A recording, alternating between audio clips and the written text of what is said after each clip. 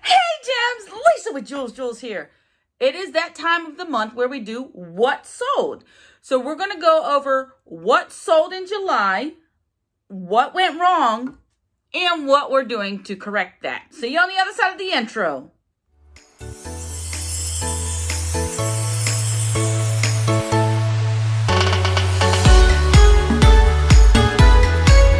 I had a little mishap right before I started this video, and the hanging piece to the earring fell off. So I was like, uh-oh, I got to record this video. What's they're going to do? That's what we did. That's our solution right there. So we still have our Jules earring, and we have a cover up of hair. Woo! So anyway, all right, we're going to go over what sold in July. First of all, July was way down with regards to sales. There were several reasons for that. Yes, we were affected by summer slowdown, but even with summer slowdown, we should have made much more than we did. Our net sales were $2,314.57 across Poshmark, Mercari, and eBay. That is a huge decrease. That's over 50% lower than April or June. I don't know. It was over 50% lower than a prior month and all. So that hurt. Ow. That was painful. Before I explain what went wrong, let's go ahead and look at some of the items that sold. First up, you've probably seen this if you watched our earlier video of our investing in higher name brands. But again, this beautiful Lily Pulitzer blouse sold for $110 on Poshmark. Our original cost of goods was $30. So our profit on that beauty this month was $58. Then here's a set of 3. These are all consignment pieces. When they say you should tell people about what you do, tell people about what you do. In my past life, when I was in corporate America and only doing reselling part-time, I was telling everybody about what I did because I loved it. Well, when I got laid off and became full-time reseller, one of my old contractors who used to repair things for me and all contacted me and said, "Hey, Lisa, you had mentioned that this is something that you do. Would you be able to?" I was like, heck yeah. Last month, I sold 2 Harley Davidson luggage pieces for him. This month, I sold those 2 shirts and that amazing vest for him. So I sold 2 of them on Poshmark. Both of the shirts were on Poshmark. One sold for $40, one sold for $30. And then the vest sold on Mercari for $115. After fees for all 3, and after splitting the profit 50-50 with my client, I made $77.93. And all I had to do was take pictures, share it, relist it, and then send it out. I suggest consignment pieces, and I always suggest tell them what you do. So anyway, next is this cute little pug life. There's a reason I'm showing you this little guy.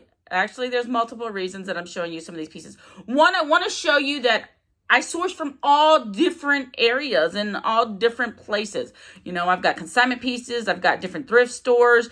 I've got all wholesale liquidation. All of it's going to be in here. And I also want to show you that I not only thrift those large ticket items, but I thrift these little guys. This guy I got from Salvation Army. I walked in and there was a huge display of all these dog figurines. I was like, somebody gonna like them. They were $1 each.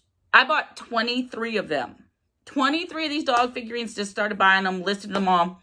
So far to date, I've already sold 5, and I still have 18 more to list. And after selling it for $14.99 on eBay and after fees, I made $12.50. $12.50 off of my original $1. I've done that 5 times. I still have 18 more to go. So I'm always open to whatever I find at the thrift store, if it can make me a profit. I know there are people that love these little things. Next are these, I'm going to call them Aqua. I don't know if that's pronouncing it correctly, but these awesome Aqua sequin pants.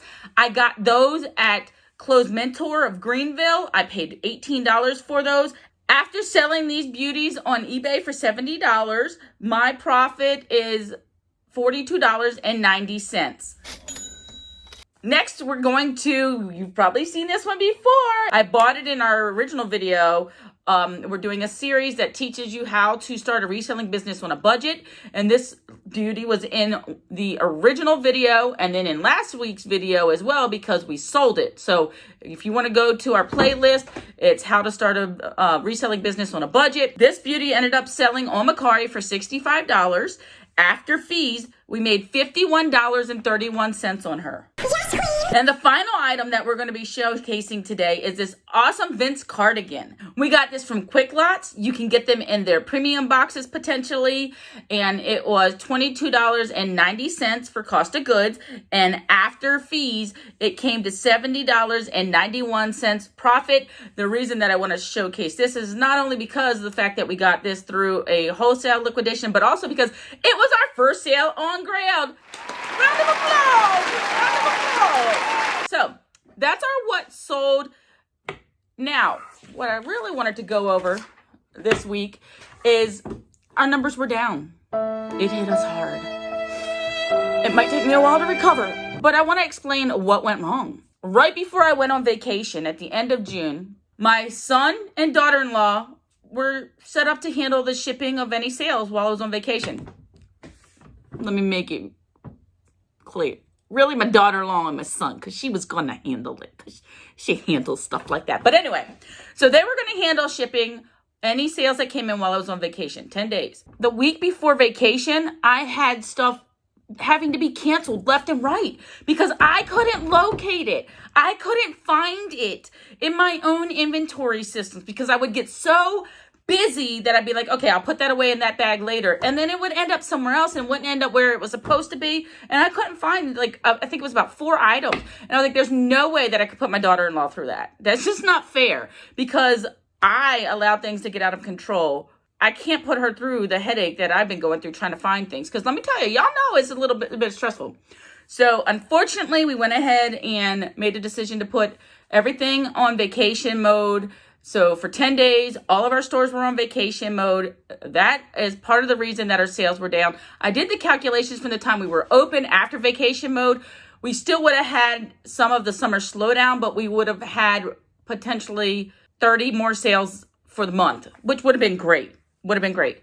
So what I did while I was on vacation, the items that I knew where they were, I left them active. And then on vacation, I had 1,700 active listings. I deactivated 1,100 listings. Since coming home, I have now started auditing all of my inventory to create a system that my daughter-in-law and son will be able to find anything in my absence. So we never have to put the stores on vacation mode again because you lose momentum. You really do. And we've barely had like 3 eBay sales since I returned. Okay, we had 12 eBay sales. It felt like 3. But I mean, we used to have, that was for the 21 days of the rest of the month after we took it off of vacation mode. So that's painful. Oh, it hurts a lot. So I want to go ahead and show you what we're doing to make sure this never happens again. So one of the things that I'm doing, in my office, I have these shoe racks, and I have started to put identifiers on the shoe racks, SHR2-7. So that means this is shoe rack 2, shelf 7. So at the bottom of all of our listings, in the very bottom, you'll see a code, and that is our inventory code. So my daughter-in-law or my son, when an item sells, will be able to scroll down to the bottom of that listing and see what that code is to find out exactly. So if it says these snake print boots sold and they're located on SHR27, they will be able to go to SHR27, take those shoes and ship them out. Now, this is how we do these shoes. So I have 3 of these racks in. That's why this is shoe rack 2. I've already got shoe rack 1 and 2 labeled. I'm auditing those now, so I'm pulling them off. I'm relisting them, making sure that they have their new identifiers in there, and then they'll be good to go. I still have shoe rack 3 to label, but anyway, so let's go see what we're doing for the clothes. So one of the hardest things is to remember to look at the camera because you want to look at yourself, and then in the whole video, you're looking like this. So anyway, so what I've done here, when we go into what we call the inventory room, we've got these racks here, and they now have identifiers. So we don't use totes, we use bags. And each bag can hold, depending, 15 to 30 something items in each bag. And then they're labeled. So you'll see, let's go around to the front. Each of them has a label on them. We got A1, B1, C1, D1. And I've now labeled each shelf. So this is A1 through D1. The next one is going to be E1 through H1. In them, you can see through them partially because they have that see-through. But when an item sells, again, they'll be able to go and it'll say I for inventory room, because those will say O for office. I-A1. So they know to come in and find the item for that is in the inventory bag A1 or whatever bag it is, and then they just need to open it, pull it, and then they can ship it. So that is for items that can fit in there. I got some items that can't fit in there, so let me show you what we do for those. In my laundry room, I'm very lucky to have a huge closet. I have 2 of these set up right now, but I can get probably, once I empty out all my old corporate America clothes, because I'm never going back there again, I'll probably be able to put up about 3 more of these. And so these are those hanging bags. These are for things that are going to be, need to be protected, that are higher end or bulkier, because I don't want to put all these sweaters. I was putting sweaters in those bags before, and that just didn't work out so well. So same concept. I've put a label on here, LRH1, LRH2. So my laundry room and my closet share. So LR laundry room. So this is so that they know where to begin looking for them. And then each item, you can see them, but we've got all of these items that are our bulkier or higher end brands that need to be protected from dust and things of that nature. So that is how we are handling getting this under control, because I let it get way out of control. So every day I'm trying to audit 2 of those bags. I'm taking everything out. I'm relisting it, making sure that it has the correct information. I have found items that I've sold on other platforms that I forgot to delist. I have found items that have never been listed at all. I have found items that I no longer want to list. So I've removed them and I'm donating them. So this has been a really good practice. This might be something that we try every year, but just wanted to show you what we're doing to correct this. So below, tell me what you do, or give me your suggestions on inventory, or tell me how your sales were. But as always, do all those things that we ask you to do, or us YouTubers ask you to do. Go ahead and like, comment, share, subscribe. Make sure that you hit the bell so that you're aware that anytime we drop new content. As always, love you, gems.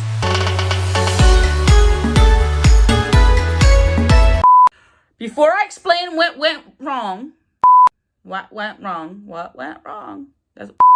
go ahead and look at some of the items that sailed.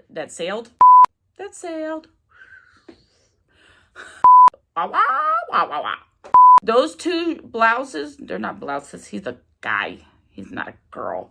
This month I sold those 2 tops. So, yeah. Shirts. Okay. After selling those, if my nose would just stop itching. Oh, why does it always like? Why don't I do the preemptive itch? It doesn't itch all day. I go to record a video and it starts itching. Okay. Psychosomatic, maybe. Whatever. All right. Never. There was a song in there and it just didn't come to fruition. So that's all good.